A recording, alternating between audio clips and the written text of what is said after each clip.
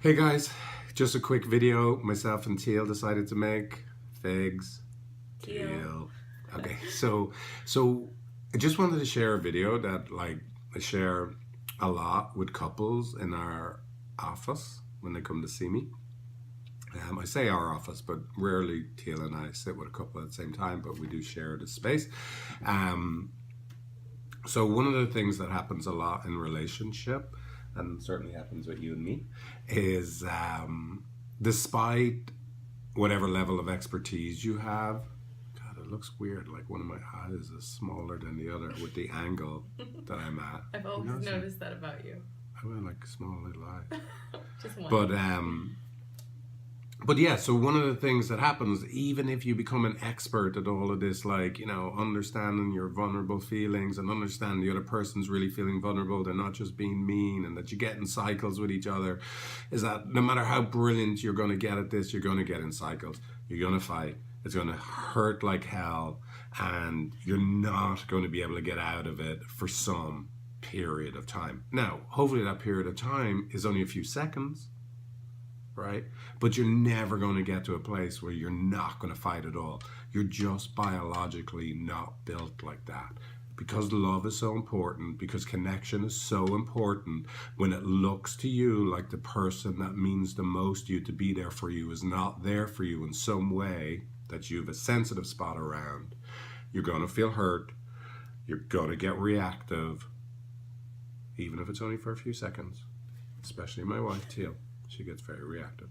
Not me. I'm like an angel. I am like the Dalai Lama and some other religious figures all rolled up into one. I don't want to mention other religious figures because the people might get upset with me.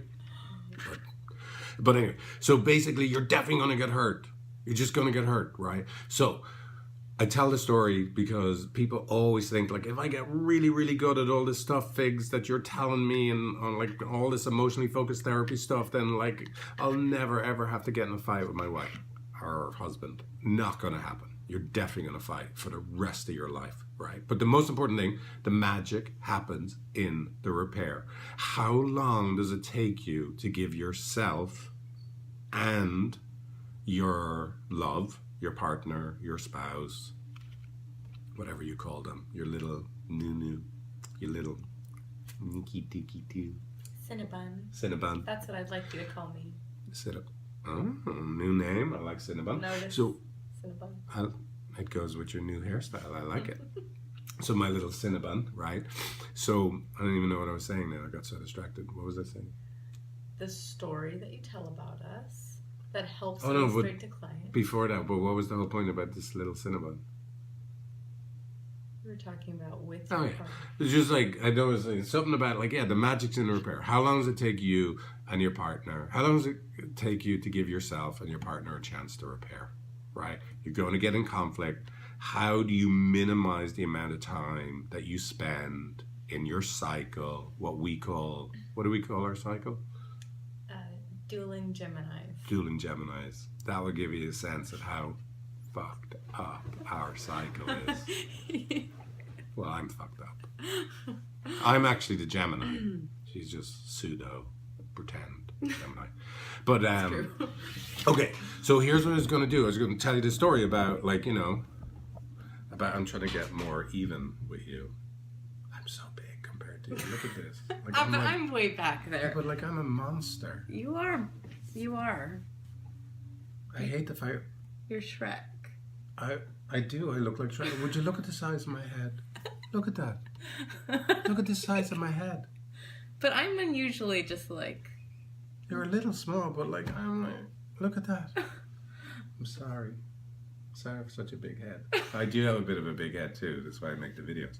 But anyway, besides that. Okay, so here's what I was going to say.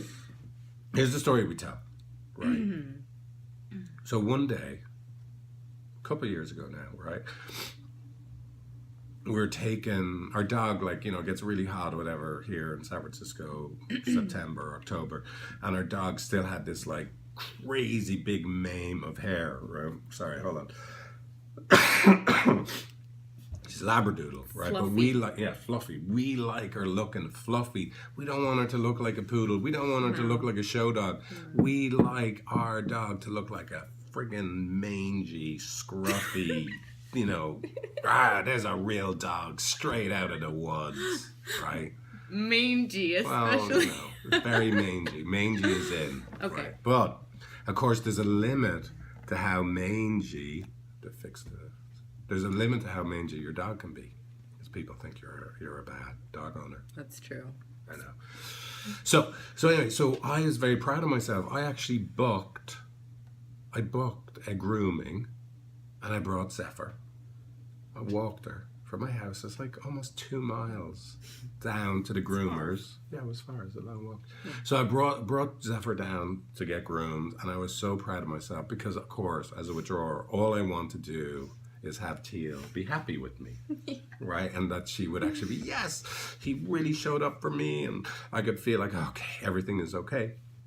So anyway, bring her to the groomers. Teal comes and meets me to Pixar as a little fly.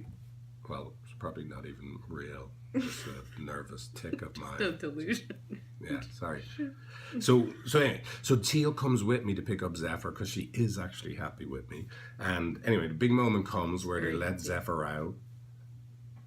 And it was horrific what they did to her, right? Look, remember? So look, come here. They shaved her entire body perfectly, like really tight, because we're not going to bring it to the groomers for another year, right? So they really like just shaved everything off. Every hair. Everything. She wasn't bald, but right. She was very short. It is a little sad for Zephr because she gets a little humiliated when she's no hair. Yeah. It's kind of sad. It takes her a couple of days to be able to look at us in the face. Talk about withdrawal. Yeah, she doesn't like it. So anyway, Zephr comes out and the body is perfect, but her head, they left they actually blow dry. They left all the hair and they blow dried her head, so she had this big just jowls, just like these fluffy 1 foot long, just jowls. It was disgusting. so bad. It was unbelievable. She looked like she was about to go be presented at Crufts or like that movie Best in Show. It was not good. Anyway, so I saw Zephr and I went into a course, which is weird, as you can tell, I'm not exactly shy. However, for whatever reason, there are certain situations when I saw how disgusting Zephyr's head was, right? I mean, I felt really bad for Zephr because I didn't even want to look at her, right? But very superficial dog owner. It's terrible. But anyway, but I just wanted to get out of the store without letting the groomers know I did not like the way they cut our dog's hair. So I'm just trying to pay and get out of there. And I'm saying to myself, Jesus, we will cut her hair ourselves when we get home. But I'm trying to say nothing about how unhappy I am. Teal, you want to tell them what that was like for you? Oh, I was frantic to get them to take Zephr back and to shear her jowls down to normal cheek length. And so I think I started to say oh, we've got something to the groomers about how I was dissatisfied. And I think you immediately kind of put your hand up and you were just shh, no, or something like that. Or it was subtle, but it was strong. Do you remember that? I do. Well, I could tell that you were ready, Teal was ready, which she does, to let them know, which I appreciate most of the time, look, this is not what we wanted. Right? Will you please take Zephr back in and shave her face off, right? Which I was just shush, please don't say anything, right? But I didn't, of course, say it like that. I was just... Yeah. Right. Yeah. What was that like for you? I felt... I think that the first impact was was embarrassment. I felt like embarrassed, and I felt really deep down inside. I felt really abandoned. I felt like, what? Like, you care about their feelings and you don't care about my feelings, that I'm pissed off. I can like even feel it coming up right now. Just, yeah, it scared the crap out of me. And I think we left and I was just chewing you out. Or... Yeah. Well, so that makes sense, right? So it totally makes sense that here I am just desperately trying not to get in a situation where I have to tell this person I'm disappointed because, I don't know, I felt like ashamed or like just didn't want to be in a confrontation or like, so I just wanted to disappear.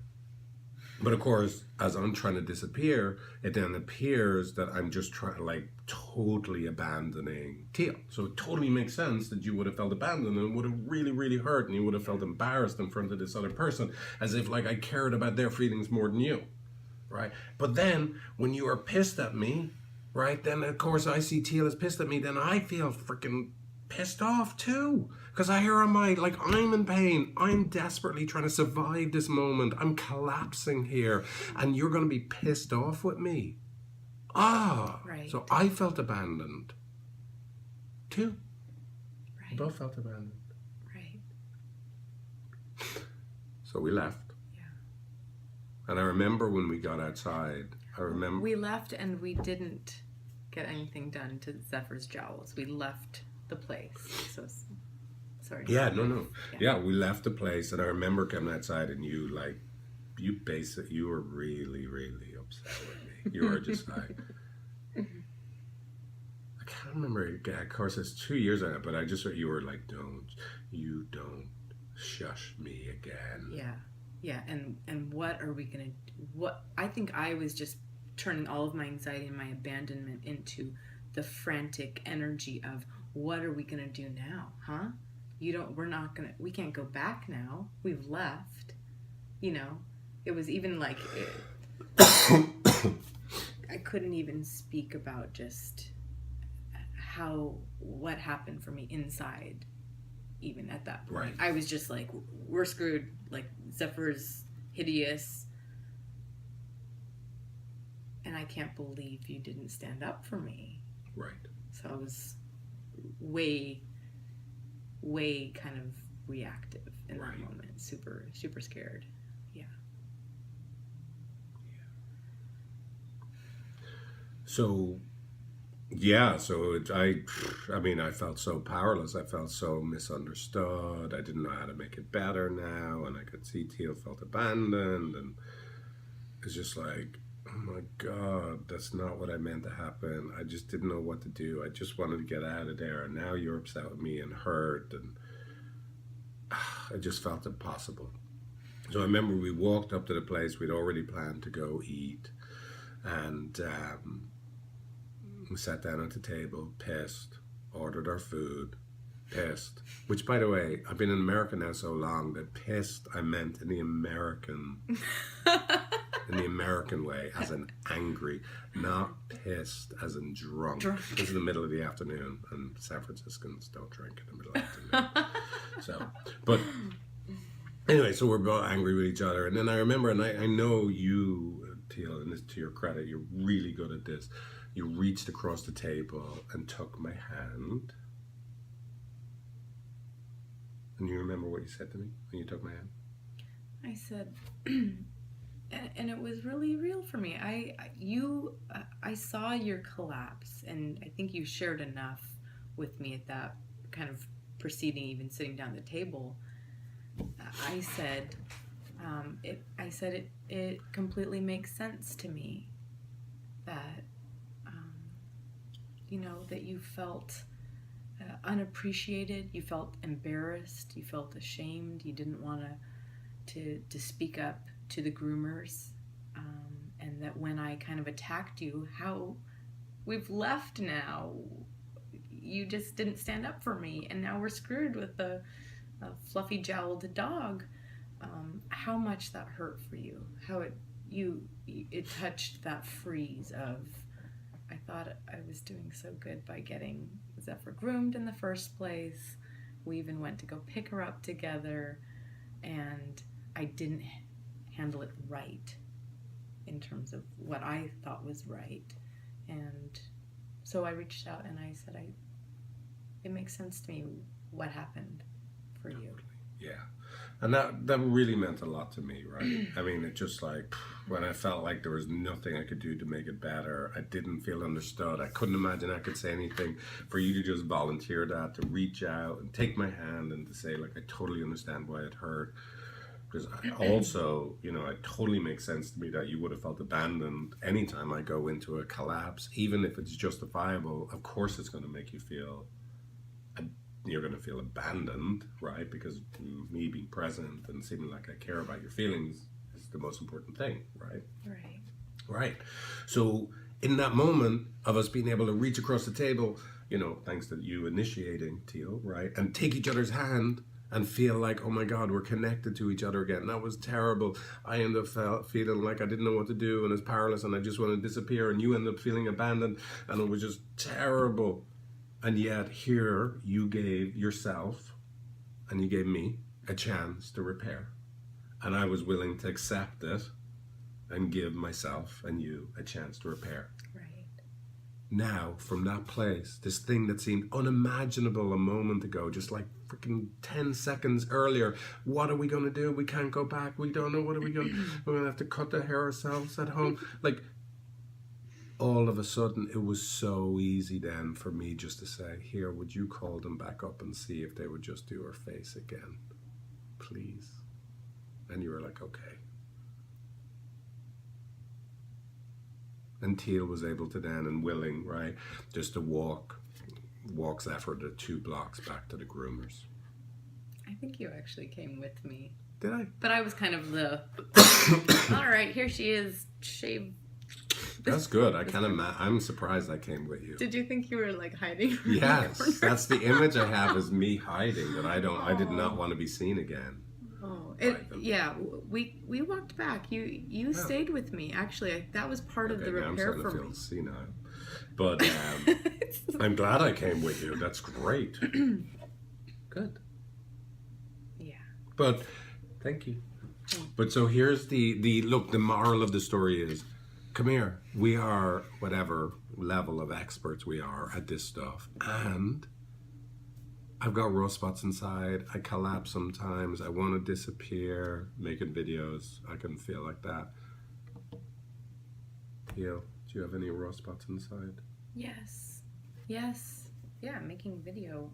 And also just talking about that place is really alive inside of me. Even, I think, as I said, talking about it kind of brings it back up, and about that place that can feel alone and abandoned. And that's why when we kind of walk through the steps of our repair, it actually helps me to heal again. Oh, and then to remember even that part seems significant right now. You did come back with me. Great. And so awesome. that's not only kind of Good job, acknowledging, but that's, you know, you stood up and came with me.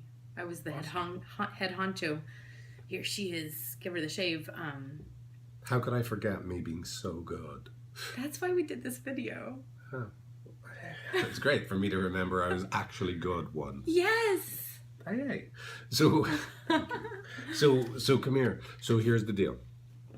Don't waste your energy trying to make sure you never fight, because you're going to. It's gonna make you crazy. The magic of relationship happens, and how quickly you can give yourself and each other a chance to repair. Yeah. That's big. That's the biggest part. Go make love. Rare. Bye. Bye.